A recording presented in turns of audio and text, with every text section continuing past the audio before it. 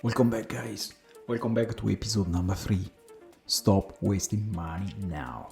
Having more savings, more money to invest, and better future life. Let's start with 3 simple questions.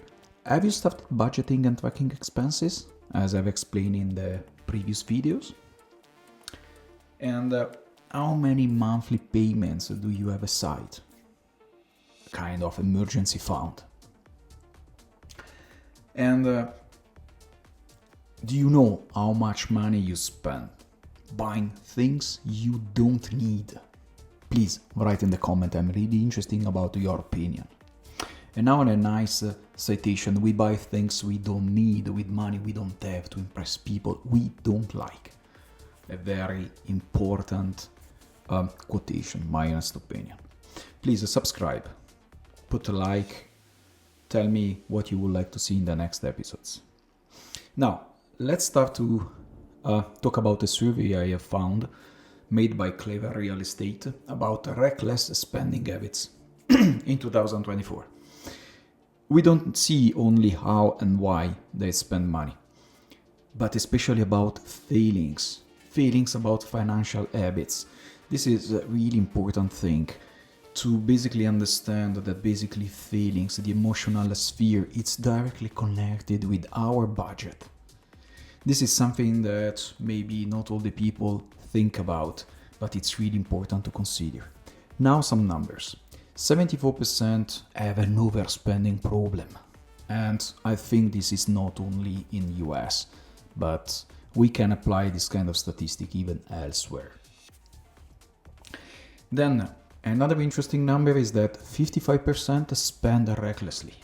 So basically, here half of the people interviewed, they have, let's say, this kind of problem. But then consider also another thing that is very, very interesting. Basically, we have 46% of interviewed people, they miss to pay a bill because of non-essential spending. This is something that affects our life. 84% justify non-essential spending because I deserve it or I will treat myself. These are kind of excuses made by most of the people and sometimes also by me. I don't want to lie. Basically, to buy non-essential things. And then we have 28% of people are afraid to control finances because they will realize how much they spent. We should not be afraid. We have to take the control of our money. This is a very, very important thing. Control money, but first of all, control emotion. Because there is an emotional sphere around the control of the budget. Now, it's me who is calling you. It's me who is calling you personally. Money is a tool, not the goal. The goal is freedom, is the financial freedom. You have to remember that. Now, let's go on with the survey. Overspending areas. Groceries, 52% of overspending areas. It's a very, let's say, huge amount. So we have this, we have then even everything that is related basically to online shopping. Today, when we go online, we can buy things in a very easy way. All the different websites now, they learn how to store our credit card so we can pay easily. Then we have clothing, we have restaurant, we go out dining, lunching, probably too much time, and all these kind of things are area where we spend. And then we have even about pets. So this is a very nice number that probably reflect our times. And basically, we have really to control. Common regrets. There are even common regrets. 52% said, I spend money, I should be saving. Very important. So 1/3, more or less. I spend too much. And then we have also another thing that is very interesting about the regrets. only, let's say, 11% of the interviewed people, they consider basically uh, something related to retirement. Only 11 seems thinking about the retirement.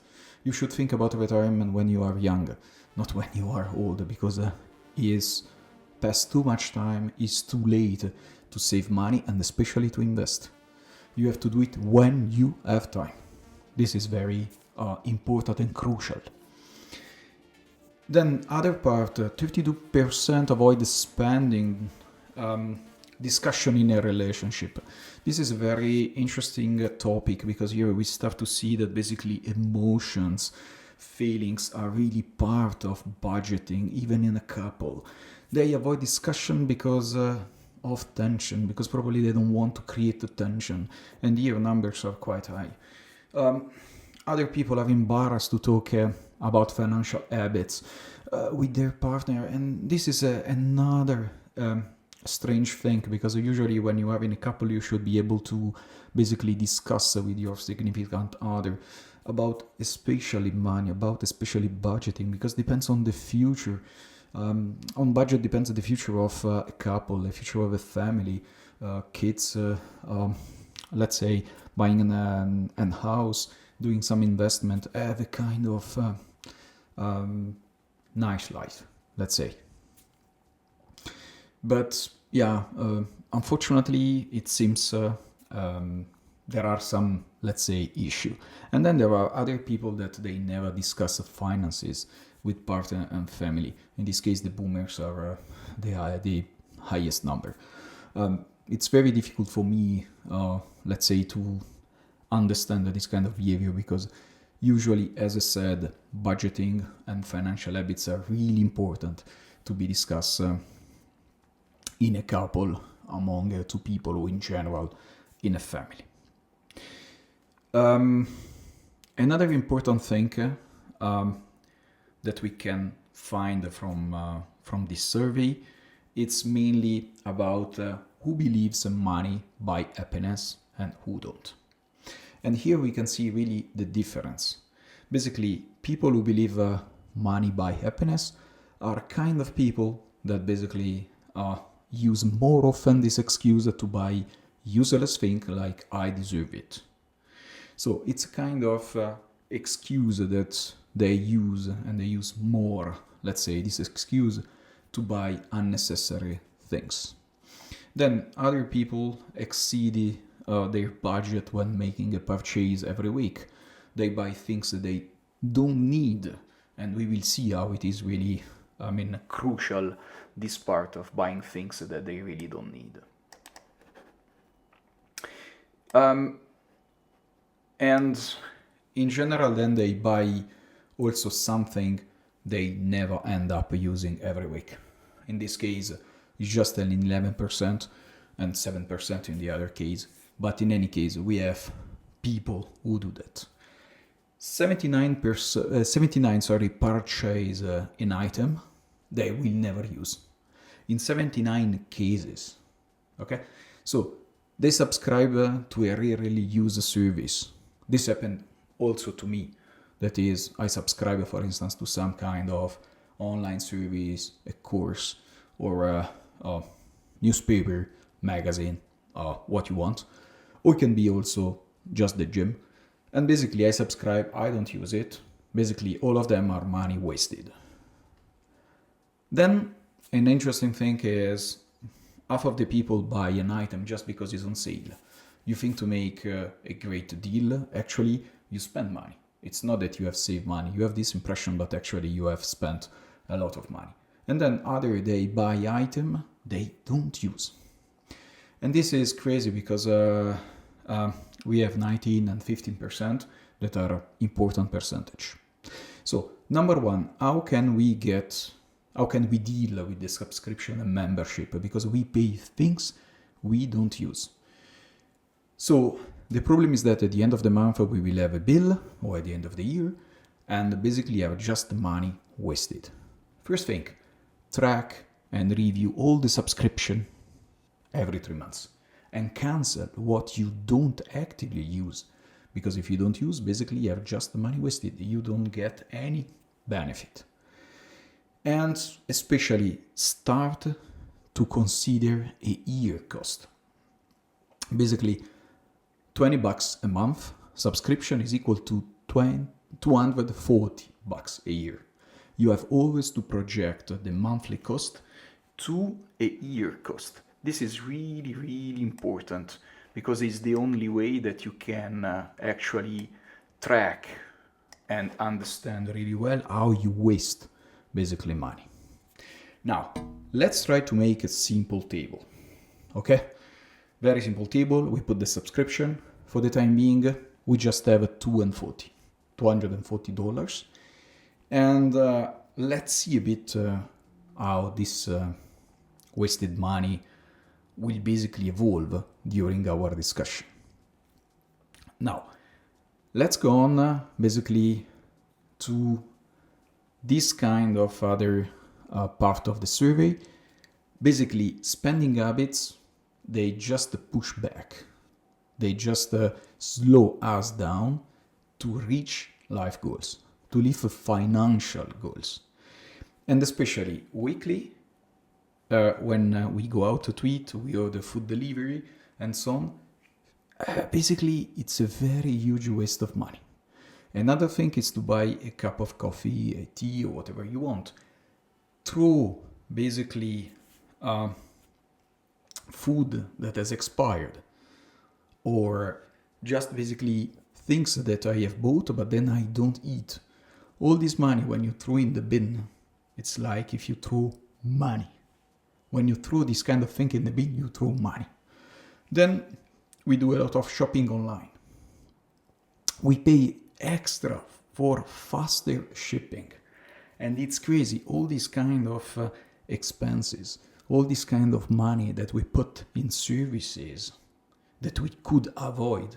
Basically, they just keep us far away. They slow down the possibility to reach our life goals or financial goals. And you have to track them weekly, not monthly, weekly. Every week you have to track. And you have to understand how much you are far away from your life goals. Now, how can we do basically to change a bit our habits? It's something, let's say, quite simple. It's not complex. So, if we want to avoid basically to overspend in this kind of area, the first thing that we have to do, we should change our habits. It's very simple. If a cappuccino and a croissant habit is $5 a day, it means 1,825 a year. A lunch, I've considered just the 10, 15, then you can put the numbers that you want, project them per year. And we talk about 3,000 or 4,000. Please project the amount of money that you think that is more close basically to your lifestyle, to your habit. How can we manage or how can we save, let's say, more money? But, well, in this case, the fix, it's very easy. We just have to do meal preparation at home. We have to do it more often, not always, and remove everything. We don't have to deprive ourselves of everything. But then we have to try, for instance, to have breakfast more often at home. We can go at the bar, I don't know, once a week, okay, maybe with the family, and limiting the dining out few times a month. Few times a month, it's even, my honest opinion, quite good because you can appreciate a bit better. A year cost, again, project on a year. Having 2 times lunch per week, you could save around $3,000. And of course, use your numbers according to your habit. Now, let's go back to our table. Money wasted. Let's try to put not only the 240, let's try to put everyday lunch and breakfast. We are 6,565. So it's start to become a good amount of money a year that we can save. So it's something really, really, let's say, important. Then we have the bank fees and credit interest. Probably you don't notice, but you pay every month or every time that you withdraw some money from the ATM, you pay a fee. Then you pay interest on the credit. Can be on the credit card, can be on objects or things that you have basically bought. And this is a very huge waste of money. Now, how can we fix or try to fix? Again, it's a very small habit that we have to change. So use a fee-free bank account and free credit cards. There are many of them in the market. Set up automatic pay. Automatic pay allows you to avoid forget payments. I forgot to pay the accountant. Basically, at a certain point, I had to pay something like 10% of the as a kind of interest on the amount. So I paid 32 Swiss franc. So I live in Switzerland. I had to pay 32 Swiss franc more. I wasted 32 Swiss franc. Then try to pay all the credits of your credit card. So, for instance, if you carry 3,000 on 50% APR, could cost you 450 a year just in interest that you pay. Compound interest is not only in positive when you invest in ETF and so on, but it's also in negative. If you don't pay your interest, you will pay the interest on the interest. Okay. So now let's say update our table with the new findings. Well, we have reached now $7,000.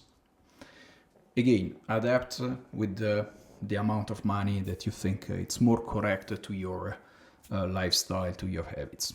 Now, let's see other excuses that people use to buy things, unnecessary spending things. So, justify unnecessary spending as a good deal, 47%. Other people, they prefer branded products. And then we have a certain amount of people that basically they spend money because they want to cope with stress, a kind of reward. I got a very stressful week, I got a very stressful situation, so I want to reward me buying unnecessary things. And to be honest, it happened to me. Okay, it happened to me. And it's something that you have to change. Feelings, control your feelings, control your emotions, and then you can control the budget. You see that these two items are really interconnected. Then, another interesting thing from the survey, top items of impulse purchase. First one, food at grocery store. So 65%. We buy a lot of food, we don't think about what we buy. You have to go to the grocery store with a list. You need to buy what you have on the list. You don't have to buy what you see. Then we talk about clothes, we talk about food at restaurant. Food at restaurant, it's another huge category. You go to the restaurant and then you order, especially when you are with friends, more things than what you can eat. And then again, we have more or less 20% for pet. This is another, it's an interesting thing because we have also impulse purchase when we talk about pet. And it's very interesting because it's really a mirror of our times. Okay. Then we have furniture, we have car, we have exercise equipment. So how can we stop? How can we try to start to control this impulse purchase? Because impulse purchase means we buy things that probably we don't need. So we waste money and then we regret. And again, emotions, feelings. We regret, let's say we go a bit down, maybe we desperate, we get frustration because we have overspent. Okay? So we have to apply a kind of rule. And this is the 48-hour rule before buying non-essential products. So we have to think, we have to learn to think before spending money and buying something. Then use cash and debit card.